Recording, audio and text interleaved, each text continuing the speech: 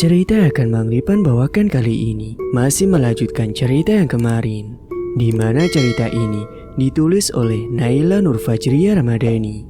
Dan bagi yang ingin membacanya secara langsung, bisa cek link yang ada di deskripsi. Dan ini dia kelanjutan ceritanya. Saat Steven sudah selesai, dia pun segera bergegas untuk menyusul Zara yang tadinya dititipkannya ke bagian administrasi. "Sus, Zaranya mana?" tanya Steven kepada suster Inggit yang kala itu sedang melayani salah satu keluarga pasien. Suster Inggit kebingungan mencari di sekelilingnya, namun dia tidak mendapati Zara berada di tempat itu. Padahal 10 menit yang lalu, dia masih melihat Zara sedang duduk di belakangnya. "Ran, Zara di mana?" tanyanya kepada temannya. Temannya itu pun juga ikut kebingungan mencari bocah yang dititipkan Steven tadi padanya. "Waduh, maaf dok, saya dan suster Rani tadi sedang sibuk melayani beberapa keluarga pasien. Tapi serius dok, tadi Zara masih di sini bersama kami," tutur suster Inggit kepada Steven. "Oke lah, gak apa-apa. Kalau gitu, makasih ya semuanya," saut Steven yang kemudian melangkah pergi. Steven pun memulai pencarian. Harusnya dia tadi mengajak Zara ke ruangannya. Dia hanya takut akan terjadi apa-apa kepada bocah perempuan itu, sedangkan neneknya telah mempercayainya untuk selalu menjaganya.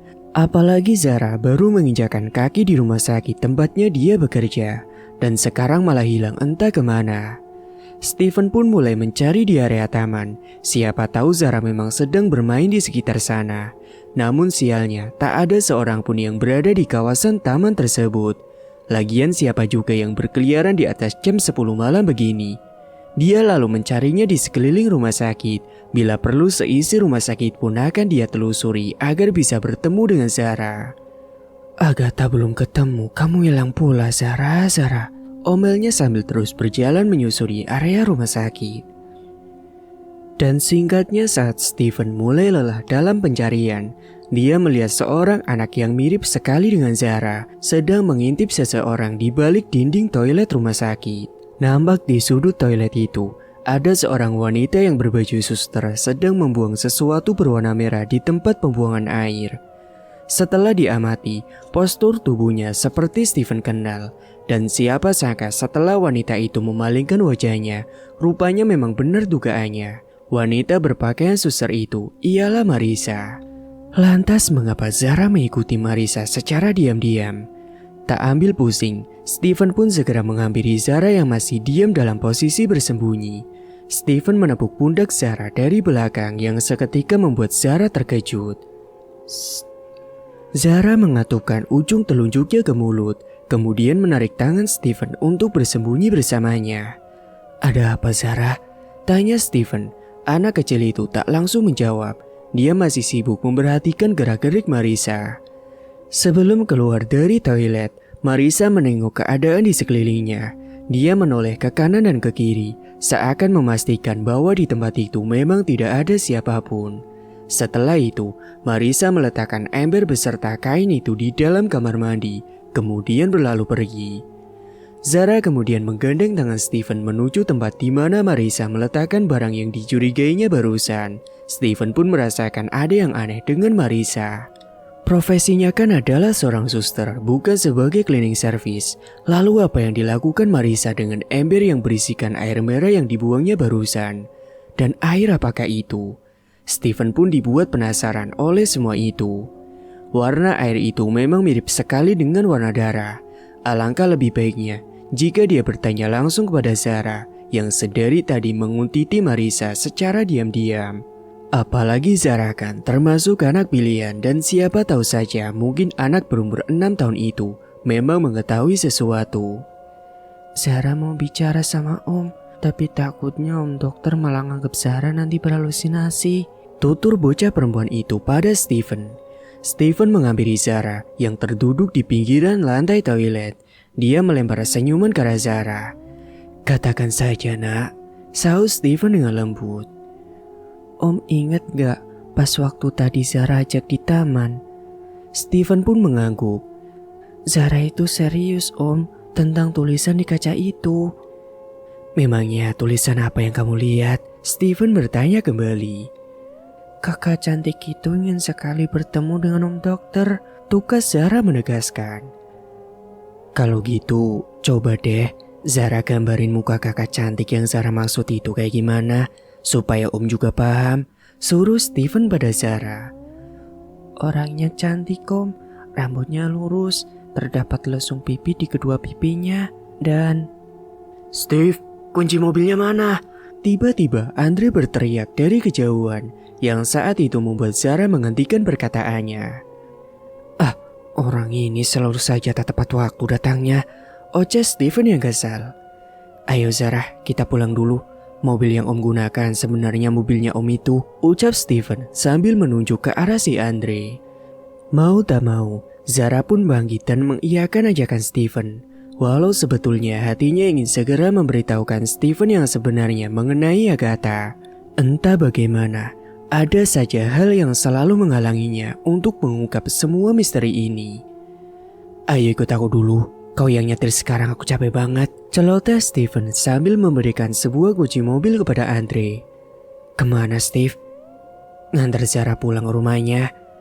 Mereka pun kemudian berjalan menuju area parkiran. Andre mengambil mobil, sedangkan Steven dan Zara menunggunya di pintu lobi.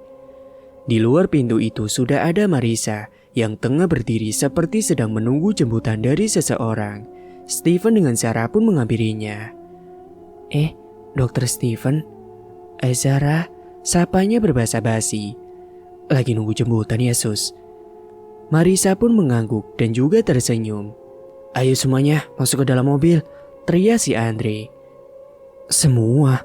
Steven terkejut, apakah termasuk Marisa juga? Batinnya bertanya. Lu ngajak suster Marisa pulang bareng juga Andre?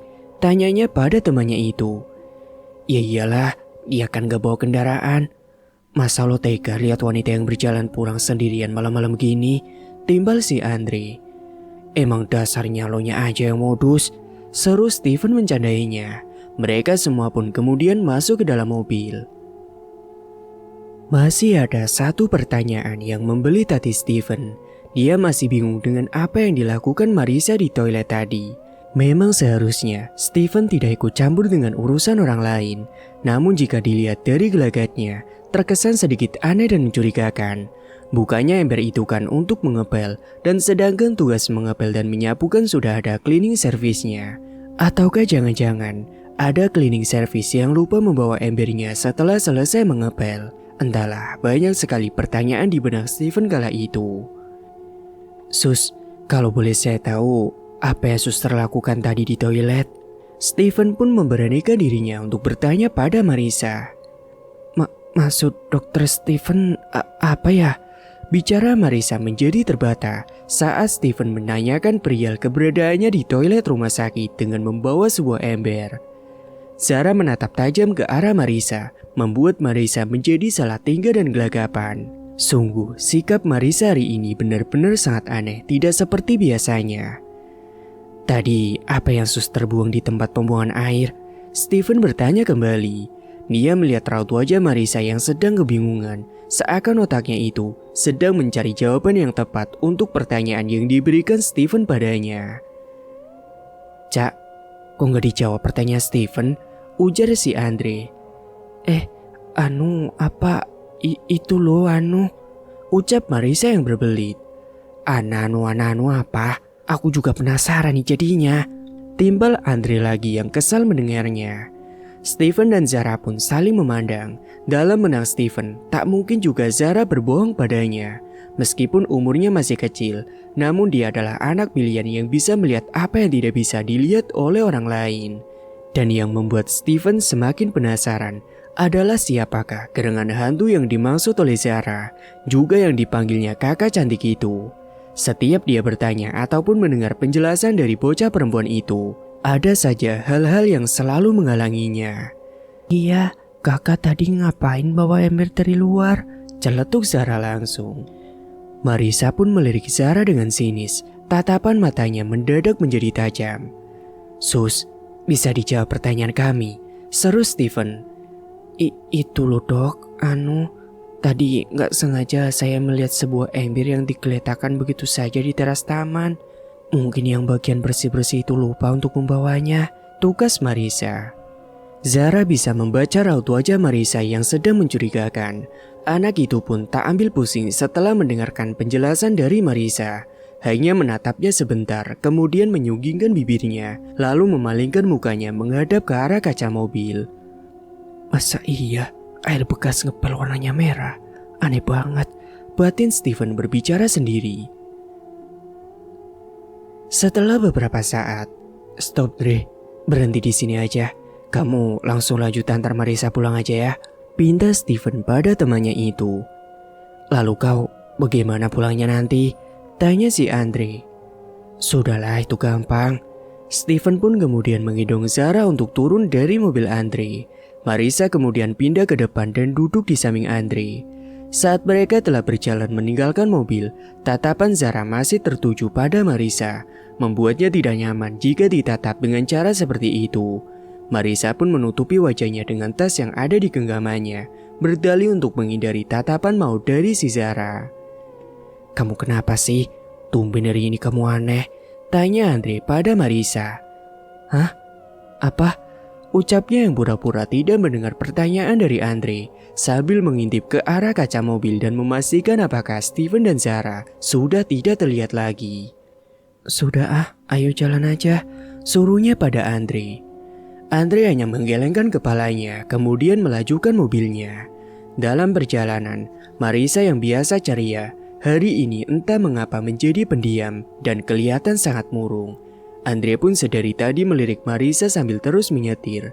Namun dia tidak mau mempertanyakan lebih jauh lagi tentang apa yang ada di pikiran wanita yang ada di sebelahnya itu.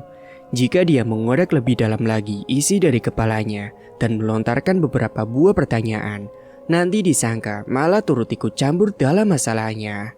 Maka dari itu, dia lebih memilih diam saja, tidak berani mengatakan apapun. Sementara itu, si Zara yang sudah sampai di rumah. Nenek, Zara pulang, teriaknya dari luar pintu yang terbuat dari bambu itu. Anak nakal kamu ya, ucapkan salam dulu yang baik. Steven usil menjewer pelan telinga si Zara. Iya, sebentar. Terdengar suara sautan nenek Zara dari dalam rumah. Dan akhirnya setelah beberapa saat kemudian pintu pun dibuka.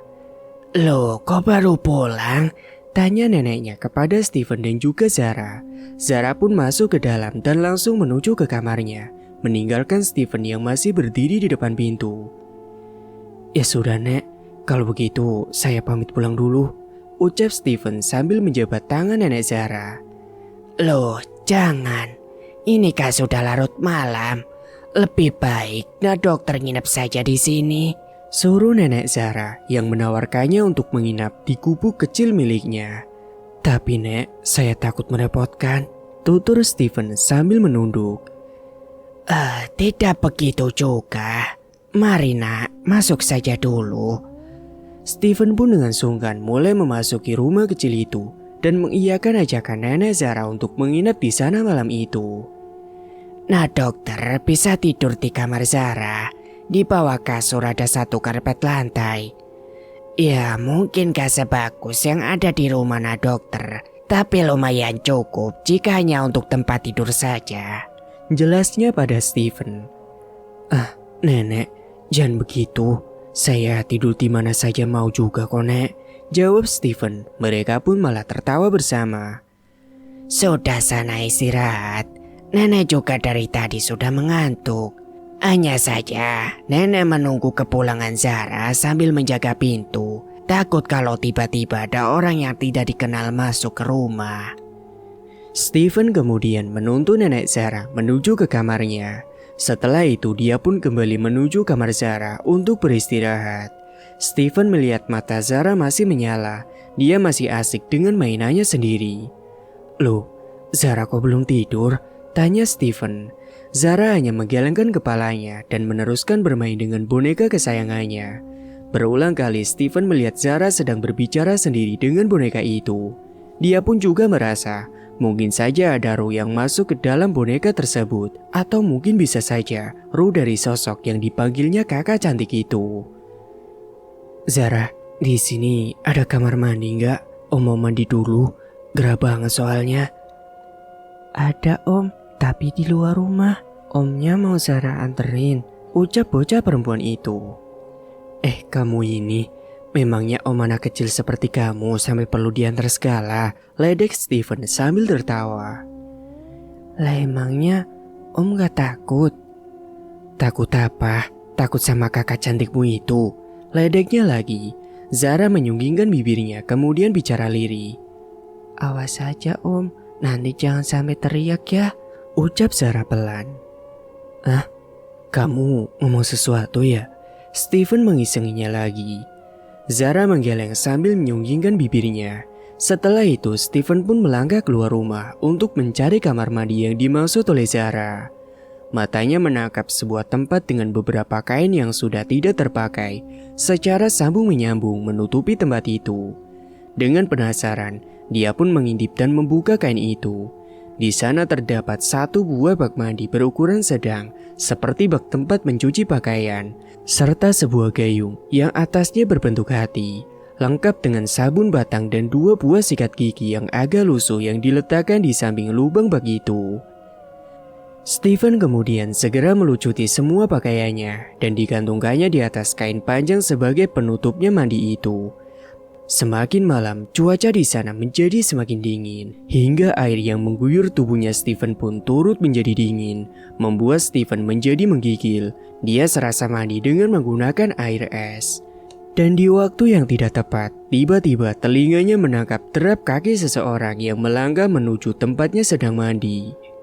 Zara, jangan usilin om ya, teriak dari dalam. Sunyi tak ada suara sautan. Steven pun berpikir mungkin Zara yang sedang mengerjainya. Dan dengan buru-buru, dia segera memakai pakaiannya dan berniat untuk mengagetkan Zara.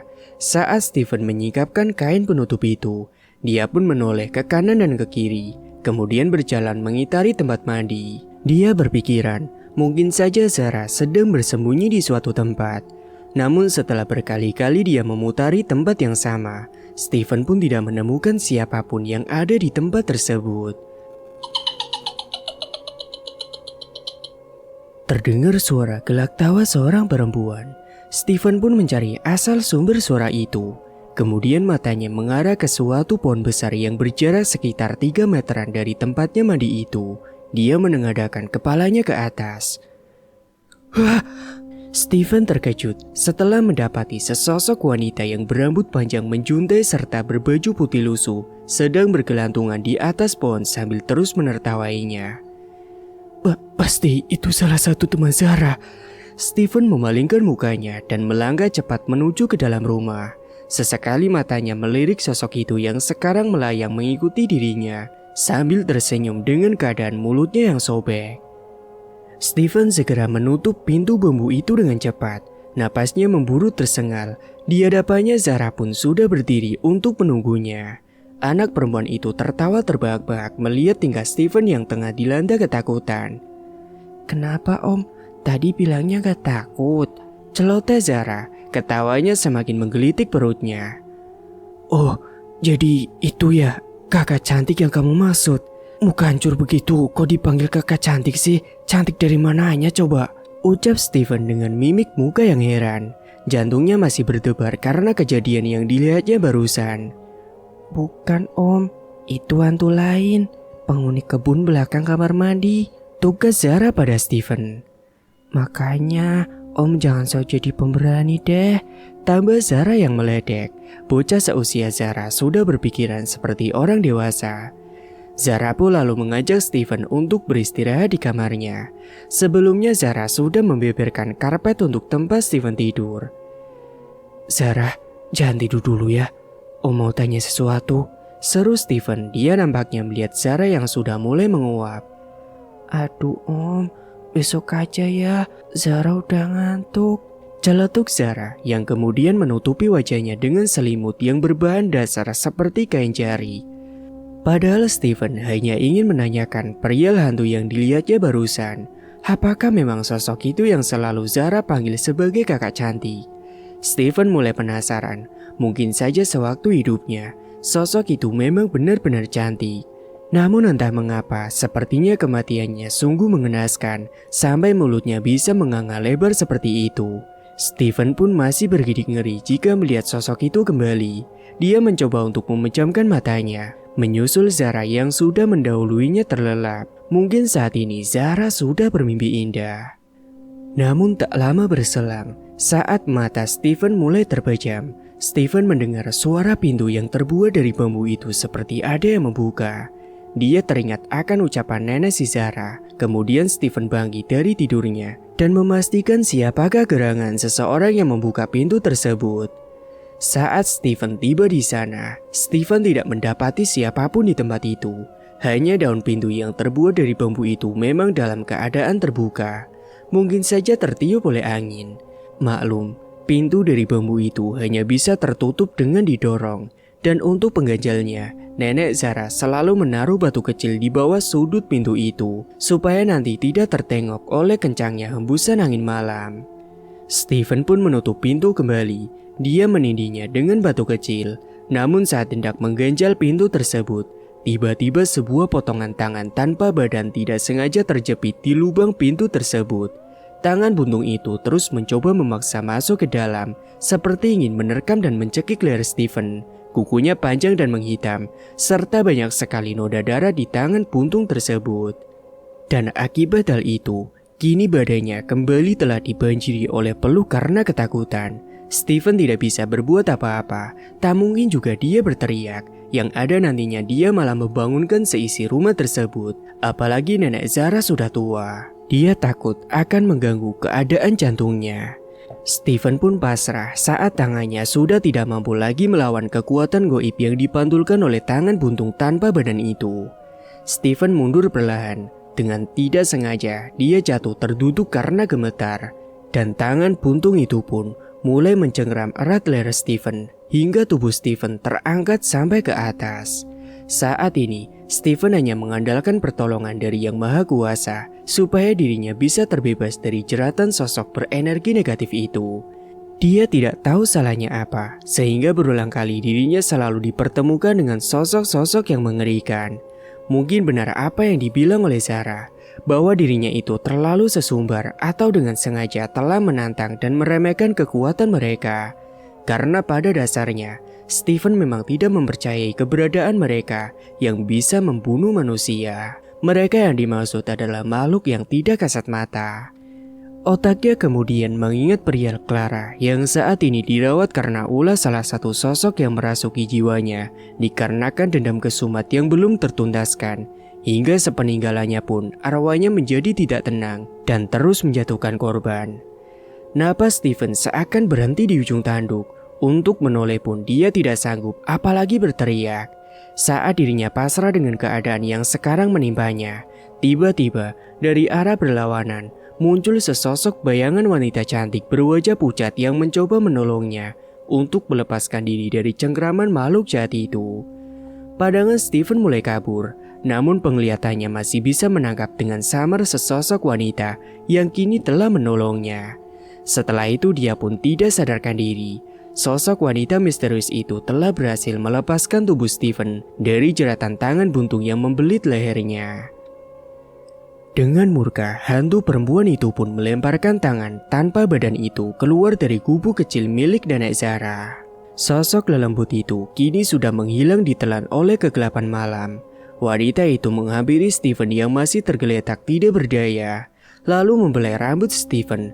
Kemudian suara tangisannya pun pecah, membangunkan seisi rumah itu, terutama si Zara. Seakan tak terima dengan keadaan Stephen yang seperti ini, tanpa sadar tetesan air mata darah keluar dari kelopak matanya dan berharap kali menetes dan jatuh tepat di pipi Stephen. Stephen melihat kejadian itu dari kejauhan. Matanya menyaksikan langsung pertemuan antara kakak cantiknya itu dengan Stephen, om dokternya. Tapi sayangnya, Stephen masih tidak sadarkan diri, sehingga matanya tak melihat sosok wanita yang sangat dicintainya itu kini tengah berada di hadapannya. Walaupun berbeda dunia, namun cintanya untuk Stephen dia bawa hingga napas terakhirnya. Setelah tiada pun arwah itu masih tidak terima jika Stephen disakiti oleh siapapun, termasuk sosok mengerikan barusan yang hampir merenggut nyawa Stephen. Kakak? Zara melangkahkan kakinya perlahan di tempat di mana Steven masih tergeletak di pangkuan sosok wanita tersebut. Wanita itu hanya tersenyum. Dia melambaikan tangannya kepada Zara dan menyuruhnya untuk mengambilkan segelas air untuk Steven.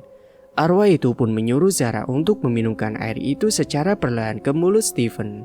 Kemudian memercikannya ke wajah Steven agar dia bisa segera siuman. Sebelumnya, sosok hantu itu mendaratkan kecupannya ke kening Steven hingga sesaat kemudian pun menghilang, dibarengi dengan kemunculan nenek Zara. Astaga dok, ada apa dengan dokter? Tanya neneknya. Dengan tergopoh, nenek Zara menghampiri Steven dan membuang tongkat yang ada di genggamannya karena merasa cemas. Steven pun mulai membuka matanya. Dia mendapati Zara dan neneknya yang tengah khawatir dengan keadaannya saat ini.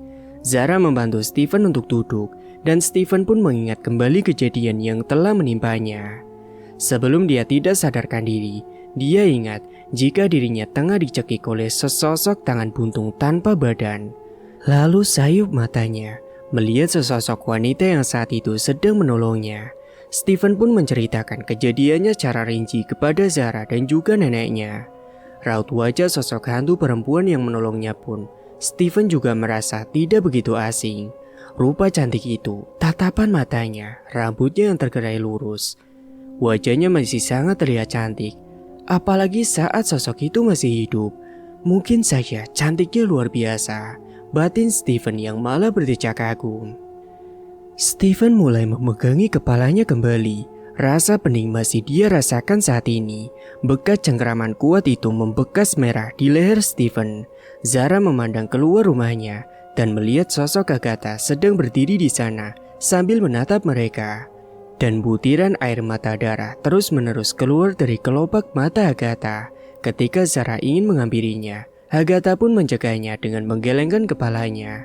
Arwah Agatha memberikan isyarat jika ini bukan waktu yang tepat untuk Steven mengetahui tentang kabar dirinya yang sudah tiada.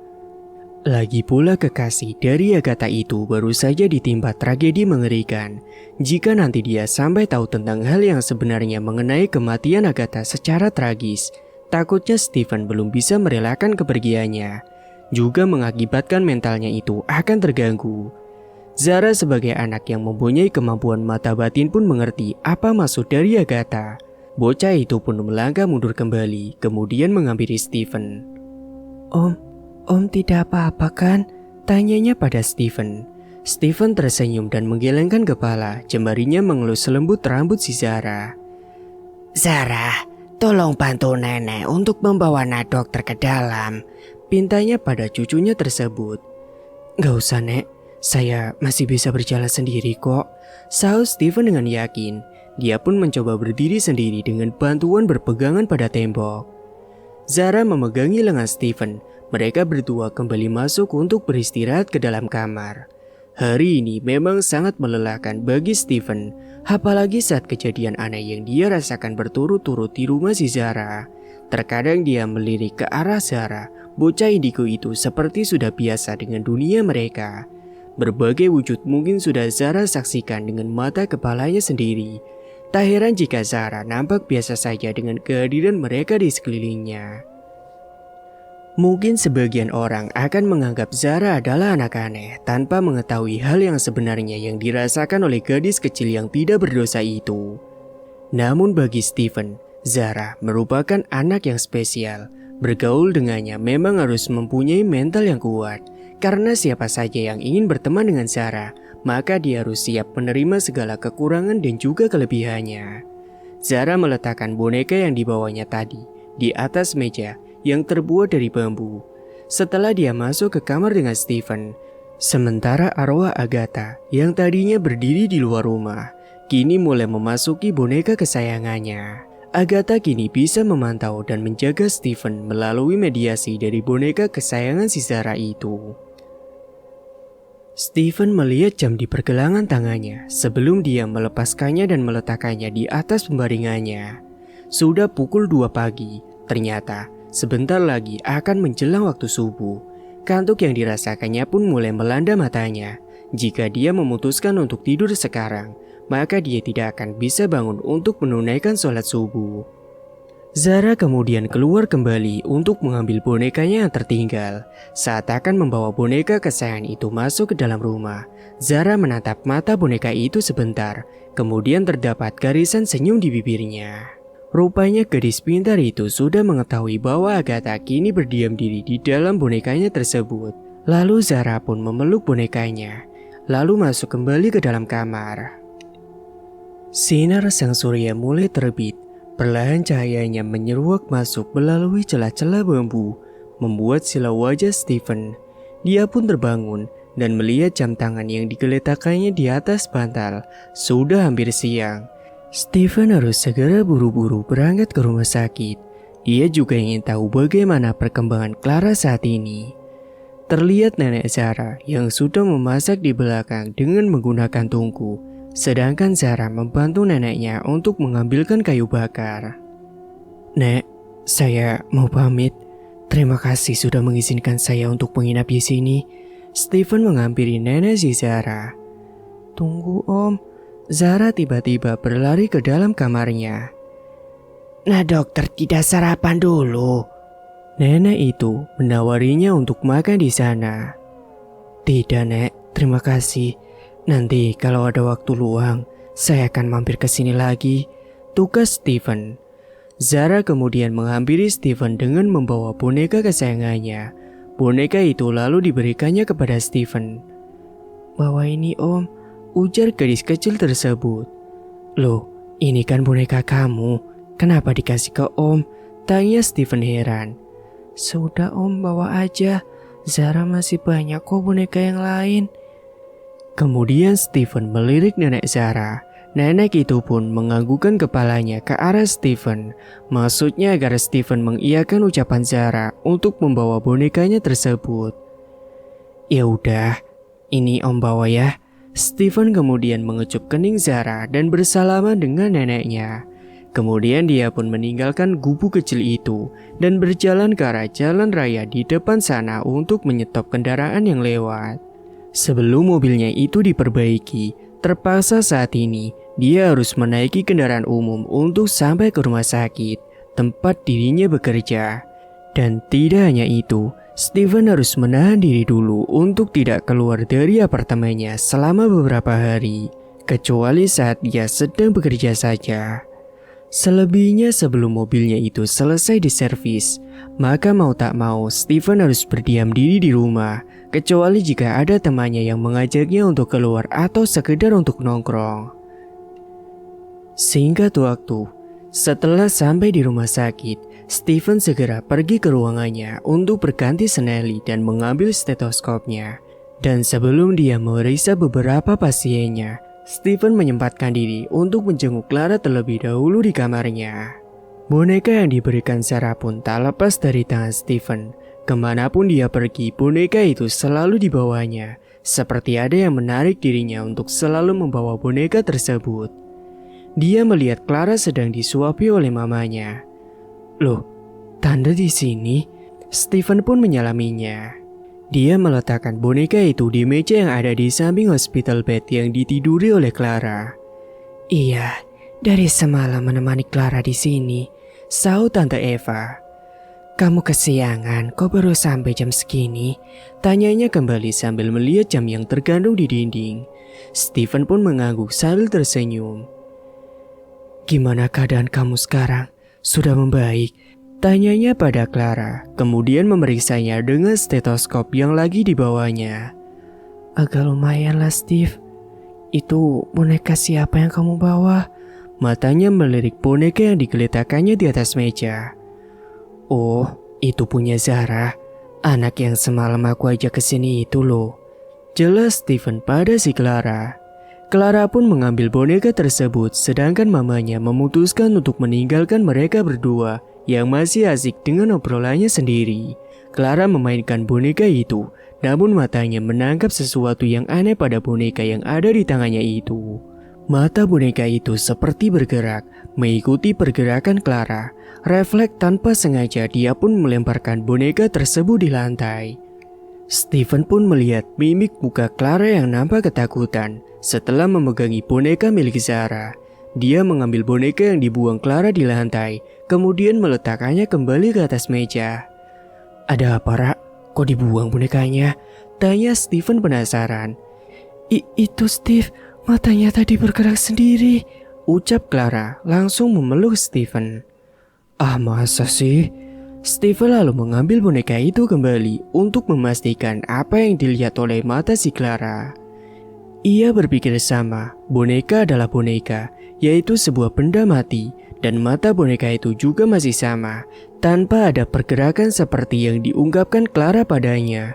Mungkin saja Clara saat ini sedang berhalusinasi karena efek obat yang membawanya dalam fase penyembuhan. Steven kemudian mengambilkan air untuk Clara supaya dia bisa merasa lebih tenang. Steven juga merasa sangat prihatin dengan keadaan temannya itu. Mungkin karena kejadian waktu itu yang membuatnya terus saja berhalusinasi dan melihat hal-hal yang berbau dengan mistis. Dan dalam fase ini, seharusnya dia lebih memperhatikan Clara. Bukan antara ikatan dokter dan juga pasiennya, namun karena Clara adalah teman masa kecilnya. Perjodohan yang ditetapkan oleh kedua orang tuanya mungkin telah melukai hatinya, tapi semua itu bukan kesalahan dari Clara. Temannya itu pun juga tidak tahu apa-apa mengenai rencana yang diambil orang tuanya. Walaupun begitu, Steven belum mengetahui perasaan Clara yang sebenarnya. Apakah dia hanya menganggapnya teman atau lebih dari itu? Steven berharap setelah dia menceritakan tentang hubungannya dengan Agatha, maka Clara akan membantunya untuk menjelaskan semua ini kepada orang tuanya. Hal ini mungkin terkesan tidak adil bagi Clara, namun kejujuran tetap harus diterapkan, karena Steven juga tidak mau menyakiti dua wanita terpenting di hidupnya. Apalagi jika harus memilih salah satunya, yang satu kekasihnya dan yang satu teman masa kecilnya. Teman yang rela berkorban apa saja demi dirinya. Memang, sejak kecil, Clara selalu melindungi Steven dari kemarahan orang tuanya. Bukan itu saja, dia juga pernah terserempet mobil karena berusaha untuk menyelamatkan nyawanya. Steven telah berhutang banyak kebaikan padanya. Tapi bukan berarti dia harus menerima perjodohan itu, karena cinta tidak untuk dipaksakan, melainkan tumbuh dari hati masing-masing. Kamu istirahat dulu ya, aku mau ke ruangan pasienku, ujar Steven mengelus rambut si Clara. Iya, setelah bertugas kamu akan kesini lagi kan? Harap Clara padanya. Steven pun mengangguk, kemudian menarik selimut untuk menghangatkan tubuh si Clara. Tak lupa juga Steven membawa boneka itu keluar ruangan agar Zara tidak terganggu lagi oleh hal-hal nyeleneh seperti barusan. Sewaktu menuju ruangan pasiennya, dia bertemu Marisa. Suster itu memberikan beberapa data pasien kepada Steven. Jadwal hari ini padat, jadi mau tak mau waktunya harus full untuk melayani pasien dengan segenap jiwa raganya. Apalagi sumpah dokter juga telah dia ucapkan sewaktu pertama memasuki rumah sakit ini. Marisa tersenyum, kemudian meninggalkan Steven di tempat yang masih sibuk membaca beberapa riwayat penyakit yang diderita pasiennya itu. Apalagi di rumah sakit itu, Steven sudah dikenal sebagai seorang dokter yang tegas, bijaksana, pemberani, tanggung jawab dan suka menolong sesama. Wajar saja bila semua pasien itu segan karena pelayanan yang diberikan oleh Steven tanpa pamrih. Sudah hampir 5 tahun lebih dia bekerja di rumah sakit itu sebagai salah satu dokter spesialis anak. Sama halnya dengan para teman seprofesinya. Mungkin bedanya, teman sesama dokternya itu lebih lama dan berpengalaman bekerja di sini ketimbang dirinya yang masih baru. Contohnya Andre dan juga Dimas. Mereka juga dulunya menempuh pendidikan di universitas yang sama. Hanya beda beberapa tahun saja. Dan Steven merupakan lulusan sarjana kedokteran yang paling muda dan juga berbakat. Banyak prestasi yang dia dapatkan saat dia kuliah dulu. Semua itu adalah berkat dari almarhum kakaknya. Dia pun kemudian masuk ke ruangan pasien yang pertama di lantai 4. Senyumnya mereka melihat pasien yang terus berusaha untuk sembuh. Sungguh, dia disuguhkan oleh pemandangan yang indah, yaitu anak yang berumur sekitar 10 tahun itu sedang berlatih berjalan setelah didiagnosis menderita penyakit GBS atau Guillain-Barré syndrome. Penyakit ini juga biasa disebut dengan radang polineuropati demyelinasi akut. di mana kondisi ketika sistem kekebalan tubuh menyerang syaraf. Kondisi ini dapat dipicu oleh bakteri akut atau infeksi virus. Sangat langka, kurang dari 15.000 kasus per tahun di Indonesia. Bahkan penanganannya pun harus hati-hati, dapat ditangani oleh tenaga medis profesional, membutuhkan diagnosis medis, sering memerlukan uji atau pencitraan laboratorium, jangka menengah, dan jika keadaannya sudah kritis harus memerlukan perawatan darurat, dan tidak semua dokter yang berhasil bisa menangani penyakit langka tersebut. Tepuk tangan pun diberikan oleh Stephen, disusul oleh beberapa keluarganya yang menyaksikan perkembangan anak itu secara pesat.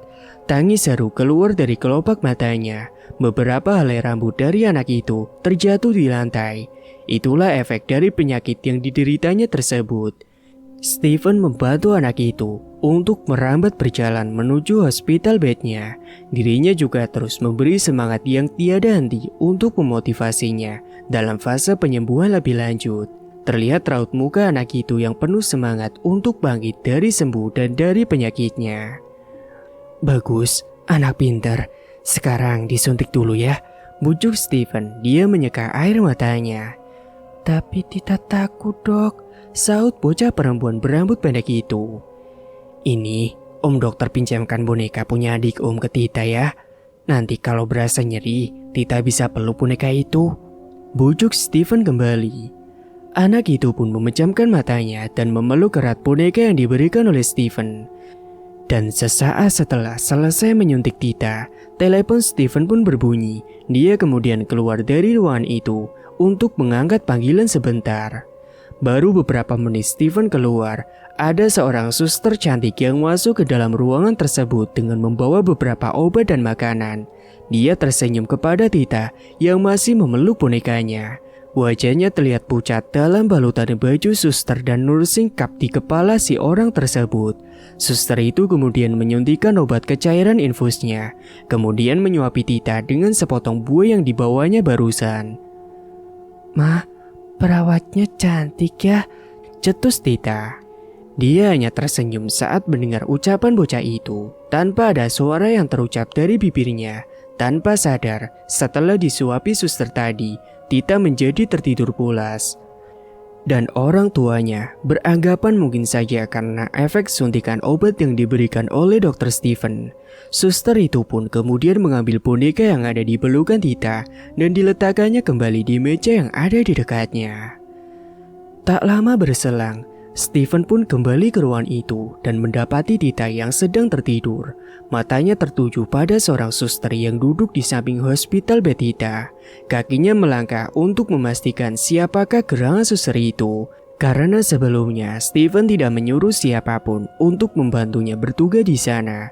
Dan dia juga belum memberitahukan kepada para perawat untuk memberikan obat ataupun mengirimkan makanan kepada pasiennya. Saat Stephen mulai mendekat, suster itu malah buru-buru untuk keluar dari sana. Tak sengaja tubuhnya menyenggol tangan Stephen. Dia merasakan hawa dingin setelah bersentuhan dengan suster itu. Untuk memastikannya, Stephen memutuskan untuk mengikutinya. Sebelum itu, dia mengecek dulu kondisi Tita. Setelah semua normal dan tak ada yang perlu dikhawatirkan, Stephen pun segera pamit kepada keluarga Tita untuk memeriksa pasien lainnya. Tak mau kehilangan jejak, Stephen pun sampai lupa meninggalkan boneka pemberian Zara yang ada di ruang Tita. Bukan bermaksud apa-apa, namun gelagat suster itu sungguh sangat aneh. Dia melihat perawat itu tiba-tiba masuk ke ruangan Clara. Tak mau berpikir panjang dan takut akan terjadi peristiwa seperti kemarin lagi, Stephen segera berlari untuk menyusul perawat misterius itu. Stephen berada tepat di depan ruangan Clara. Dia pun segera masuk untuk memastikan bahwa suster misterius itu tidak berniat buruk kepada temannya itu. Ketika dirinya sudah masuk ke dalam, dia mendapati Clara yang masih terbaring lelap. Matanya tidak melihat siapapun yang berada di sana. Aneh, padahal sebelumnya Stephen memang melihat perawat itu masuk ke ruangan tersebut. Dia lalu memutuskan untuk kembali menyelesaikan tugasnya. Namun saat akan membalikkan badan, matanya menangkap sebuah boneka yang terletak di meja kecil dekat Clara. Loh, bukannya boneka tadi ada bersama Tita ya? Kok Tiba-tiba ada di sini, Steven merasakan ada yang aneh. Dia pun mengambil boneka tersebut, menatapnya sebentar, lalu membawa boneka itu keluar lagi dari ruangan Clara. Sebelum melanjutkan tugasnya, Steven meletakkan boneka itu ke ruang kerjanya, karena tak mungkin juga saat bertugas dia harus menenteng boneka itu terus. Setelah keluar, Steven pun mengunci ruangannya, kemudian pergi untuk menuntaskan kewajibannya. Sepeninggalan Steven, ada satu sosok yang mendiami boneka itu keluar dibarengi dengan hembusan angin mengitari area ruangan tersebut.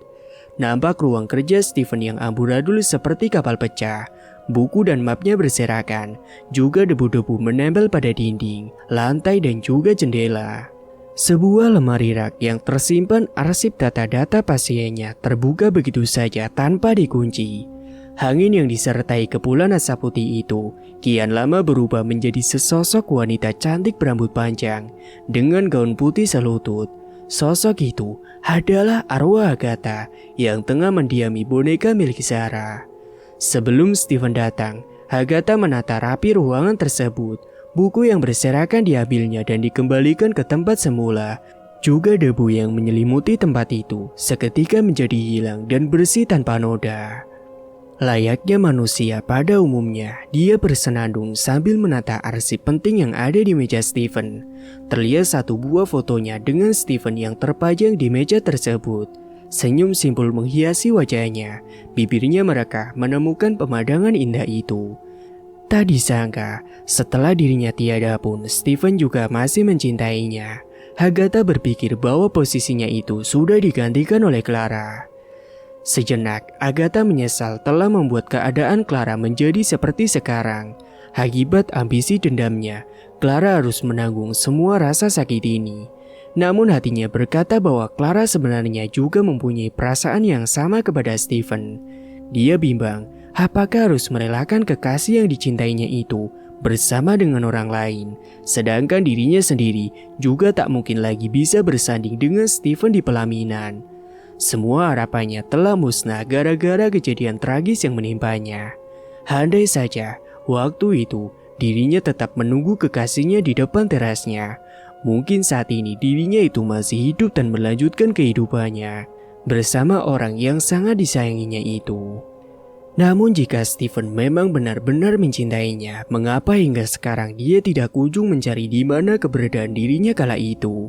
Kekasihnya itu malah sibuk dengan Clara dan juga pekerjaannya.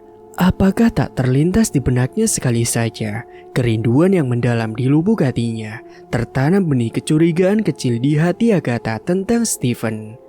Dan sahabatnya, Marissa, apakah dia tidak memberitahu Steven bahwa sebelum kejadian itu, dia menyuruh Marissa untuk menghubungi Andre supaya lekas memberitahu sahabatnya itu bahwa dirinya sedang dalam perjalanan ke rumahnya. Semua pertanyaan itu seakan menjadi misteri bagi dirinya. Ataukah kematiannya memang sudah direncanakan? Tapi siapakah dalang dari peristiwa tragis tersebut? Tiba-tiba pintu ruangan itu terbuka. Seseorang masuk ke dalam dan memergokinya sedang membereskan beberapa buku di ruangan itu. Sontak Agatha memalingkan muka pucatnya itu ke belakang. Siapa kau? Bukankah tadi pintunya sudah kukunci? Rupanya, Steven sendirilah yang masuk ke sana. Dia hendak mengambil beberapa arsip, namun anehnya dia melihat seorang perempuan yang berdiri di ruang kerjanya tersebut. Padahal sebelum pergi, dia benar-benar sudah memastikan berulang kali bahwa pintunya tadi dalam keadaan terkunci. Agatha tidak bisa berkutik, ingin masuk ke dalam boneka itu pun sudah terlambat. Gerakannya kalah cepat dengan suara pintu yang tiba-tiba terbuka. Mungkin waktu itu memang dirinya benar-benar sedang melamun, memikirkan kejadian yang menimpanya. Steven melangkahkan kakinya perlahan, memastikan siapakah gerangan wanita yang membereskan ruangannya tersebut. Apakah dia seorang cleaning service rumah sakit? Namun, dari mana dia datang saat ruangan itu dalam keadaan terkunci? Benar-benar aneh. Pikiran Steven menjadi kemana-mana. Steven menembuk pundak wanita itu dan membalikkan badannya agar dia bisa melihat secara keseluruhan siapakah wajah yang membuatnya penasaran itu. Saat wanita itu memalingkan mukanya ke hadapan Stephen, Stephen malah terkejut hingga tidak sengaja tubuh kekarnya itu terjatuh ke lantai. Derayan air matanya keluar. Dia pun segera bangkit untuk memeluk wanita yang berdiri di hadapannya itu. "Kemana saja kamu selama ini? Tahukah kau betapa aku sangat merindukanmu?" Akhirnya setelah berbulan-bulan, dia bisa melihat wajah kekasihnya yang dianggapnya menghilang secara misterius. Kini tengah berada di hadapannya. Stephen masih tidak percaya dengan apa yang dilihat oleh kedua matanya. Kekasih yang selama ini dia cari-cari, sekarang ini sudah kembali dalam dekapannya. Dia tidak menghiraukan walaupun badan Agatha terasa dingin dan wajahnya juga sedikit pucat. Yang penting kekasihnya itu dalam keadaan baik-baik saja. "Jangan pernah tinggalkan aku lagi. Aku sangat-sangat merindukanmu," cetus Stephen. Stephen terus memeluk erat tubuh Agatha. Agatha tak tahu dia harus merasa senang atau sedih, sebab pertemuan ini juga sangat dinantikan olehnya selama ini walaupun tubuhnya itu telah menjadi jasad. Namun di sisi lain, hatinya juga sedih karena Stephen masih belum mengetahui yang sebenarnya tentang dirinya. Dua insan dengan alam berbeda itu kini saling mencurahkan kerinduannya masing-masing. "Aku juga merindukanmu, Steve. Sangat-sangat merindukanmu," ucap Agatha lirih. "Benarkah itu? Sebesar apakah kamu merindukanku?" Stephen mengetesnya. "Kamu meragukanku?" tanyanya pada kekasihnya itu. "Iya, kan kita sudah lama tidak bertemu. Aku sempat berpikir jika kamu meninggalkanku dan lebih memilih lelaki yang jauh lebih dariku," sahut Stephen. Dia menggandeng tangan Agatha, kemudian duduk di sofa dan kemudian memangkunya. Agatha melingkarkan tangannya ke leher Stephen. Mereka saling bertatapan dengan mesra. Sesekali Stephen menyibak helaian rambut Agatha yang menutupi wajah cantiknya. "Oh iya, benarkah itu? Aku atau kau, Steve?" kelitnya. "Maksudmu?" balas Stephen. Dia tidak tahu maksud dari ucapan kekasihnya. "Iya, siapa wanita yang bersamamu itu?" "Oh, maksudmu Clara?" Agatha menganggukkan kepalanya. "Dia adalah teman masa kecilku. Kenapa? Apakah kamu cemburu dengannya?" imbus Stephen sambil menowel dagu kekasihnya. "Enggak, cuma memastikan aja. Memangnya salah ya?" "Gak begitu. Aku malah senang jika kamu cemburu seperti ini," goda Stephen. "Ih, emang dasarnya kamu tuh yang kepedean." Agatha bangkit dari pangkuan Stephen. Dia malah memalingkan wajahnya ke jendela balkon ruangan itu. Stephen langsung berdiri dan menghampiri Agatha yang sedang merajuk. Dia lalu memeluknya tubuh kekasihnya itu dari belakang. "Kalau begini, apakah kau masih marah padaku?" rayu Stephen padanya. Agatha tersenyum. Dia sangat menikmati momen indah itu. Karena hanya di waktu tertentu saja, dia bisa menampakkan wujudnya itu ke hadapan Stephen. Dirinya sangat beruntung karena dipertemukan oleh Zara. Berkatnya, dia dan Stephen dapat berjumpa kembali walaupun dengan keadaan dan situasi yang sangat berbeda. Seseorang tiba-tiba mengetuk pintu ruangannya. Astaga, siapa lagi ini? Pasti si Andre. Keterlaluan banget memang temen yang satu ini. Kedatangannya selalu mengganggu saja, dumel Stephen kala itu. "Sudah, sana bukain pintunya," suruh Agatha pada Stephen. Tidak, biarin aja. Aku masih ingin berlama-lama denganmu." Stephen semakin mengeratkan dekapannya pada kekasihnya itu. "Steve, apa kau di dalam?" ucap seseorang dari luar. "Tuh kan aku bilang, emang dasar ini anak. Awas kau ya." Stephen mulai gregetan. Dengan muka sebalnya terpaksa dia harus membukakan pintu itu untuk temannya. "Ada apa sih, Andre?" ketusnya pada Andre. Kau ini galak banget," balas Andre dengan mengernyitkan dahinya. "Kenapa? Ada perlu apa kau cepat katakan?" ucap Stephen dengan nada tinggi. Terlihat Andre mulai cengihukan memandangi ruangan Stephen yang sedikit terbuka. "Apa sih, kepo banget urusan orang. Kalau memang tak ada keperluan, kamu sebaiknya pergi aja. Aku masih ada tugas yang harus kuselesaikan." Tukasnya, dia kemudian melentangkan tangannya di saat Andre tiba-tiba hendak masuk ke dalam. "Kamu sedang bersama siapa, Steve? Siapa wanita di dalam ruanganmu itu?" Andre menaikkan kedua alisnya sambil tersenyum mengejaknya.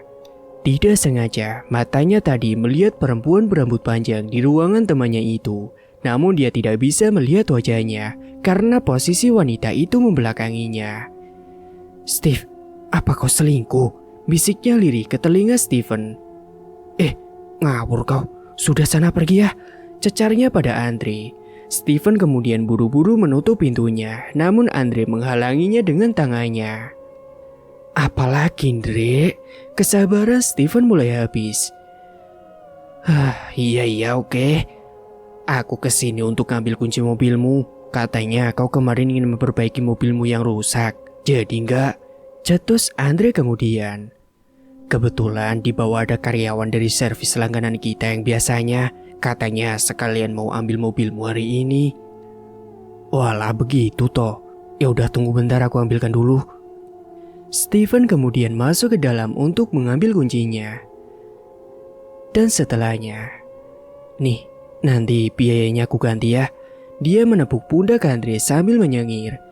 "Giliran begini saja mulutmu manis sekali," pekik temannya itu sambil melipatkan tangannya di dada.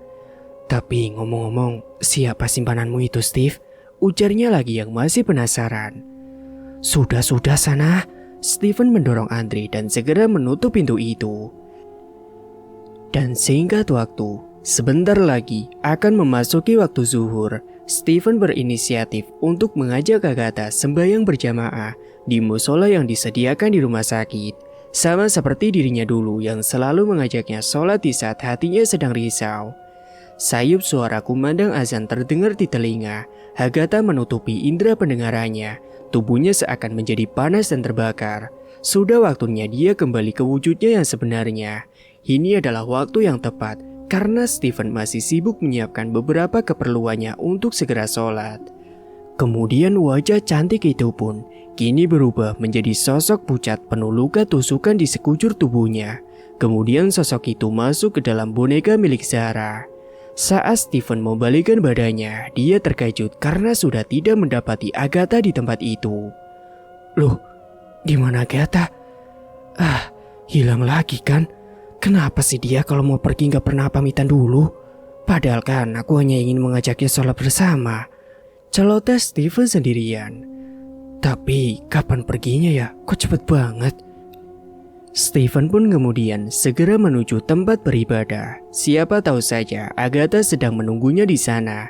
Dia beranggapan mungkin saja dirinya dan Andre tadi bercakap terlalu lama, sehingga kekasihnya itu mungkin merasa jenuh dan pergi meninggalkan ruangannya, dan mungkin juga tidak ingin mengganggu obrolan di antara mereka. Kemudian di tempat wudhu, tak sengaja dia bertemu dengan Dimas, salah satu teman seprofesinya. Ya, memang hubungan antara dirinya dan Dimas tidak sedekat hubungan dengan si Andre, karena Dimas dikenal dengan kepribadian yang pendiam, tak suka bergaul dan senang menyendiri. Dia selalu menghabiskan waktunya melayani pasien ketimbang harus nongkrong-nongkrong tidak jelas seperti anak-anak yang lain. Kecuali jika dirinya dan Andre mengajaknya walaupun hanya sekedar untuk berbincang. Jika tidak, maka dia akan tetap pada kesendiriannya. "Dim, sendirian aja?" tanya Stephen. "Iya," sautnya singkat sambil tersenyum kecil. "Kenapa kau gak ngajak Andre? Biasanya kan kau selalu bersamanya," tanya Stephen kembali. Itu di waktu tertentu saja," tugasnya sembari menepuk pundak Stephen. "Oh iya Dim, ngomong-ngomong, apakah kamu melihat seorang wanita yang menungguku di musola ini?"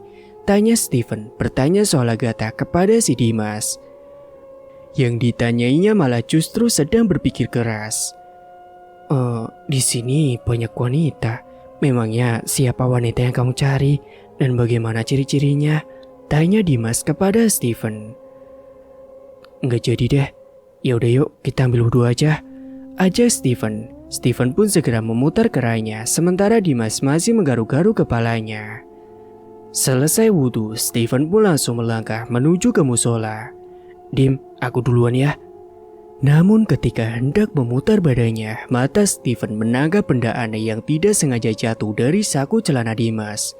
Sesuatu yang dibalut dengan kain berwarna hitam, dan di ujung benda itu nampak seperti sepucuk darah kering yang masih menempel.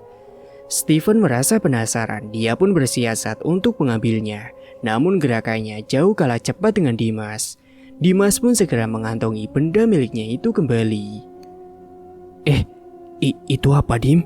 Tanya Steven penasaran. Oh, ini terlihat raut muka Dimas yang seperti orang panik. Tadi aku membantu dokter Ira untuk mengoperasi pasiennya. Iya begitu. Dan alat ini mungkin tak sengaja terbawa olehku. Jelasnya terbata. Tapi alat apa itu? Tadi soalnya sepertinya ada darah yang masih menempel. Steven masih penasaran dengan benda dikantongi oleh Dimas. Sudah, jangan dipikirin. Yaudah yuk, kita berjamaah aja. Takutnya nggak keburu nanti waktunya. Dimas pun segera menarik tangan Steven, seakan menyelimurkan semua pertanyaan yang membelit otaknya itu. Dan singkatnya, setelah menunaikan ibadah, Steven dan Dimas pun kembali menyelesaikan tanggung jawabnya kepada para pasiennya masing-masing. Sebelum itu, dia mencari keberadaan kekasihnya yang tiba-tiba menghilang secara misterius lagi. Dia tak mau kehilangan Agatha untuk yang kedua kalinya. Sambil terus melangkah, pikirannya masih tertuju pada benda mencurigakan yang dibawa oleh Dimas. Jika memang dia baru selesai menjalankan operasinya, harusnya darah yang menempel pada benda itu tidak cepat mengering seperti yang dilihatnya tadi. Darah orang operasi itu masih segar, namun yang dilihatnya tadi seperti darah yang sudah mengering, seperti darah yang dibiarkan tanpa dibersihkan selama berhari-hari. Apa mungkin temannya itu selalu jorok dan tidak membersihkan alat-alatnya setelah melakukan pembedahan? Batinnya pun mulai meracau, mencurigai temannya itu tanpa sebab. Ada apa sih denganku ini? Steven memijat-mijat kepalanya. Baru sholat bukannya semakin tenang, ini malah berpikiran yang tidak-tidak. Ya Allah. Steven menghela napasnya, membuang jauh-jauh semua pikiran buruk yang berusaha membuat lemah keimanannya. Saat menuju lobi rumah sakit, Steven melihat Dimas dan Marissa seperti tengah membicarakan hal yang sangat serius. Dia pun segera bersembunyi untuk mengintip apa yang dilakukan oleh mereka selanjutnya. Kemudian, matanya melihat Dimas sedang memberikan sesuatu yang berada di kantongnya itu kepada Marissa. Sesuatu dengan penutup berwarna hitam, sama persis dengan yang dilihatnya di tempat wudhu barusan. Benda apakah itu sebenarnya? Dan mengapa Dimas menyerahkan benda itu kepada Marissa secara diam-diam? Apakah yang sedang dilakukan oleh mereka berdua?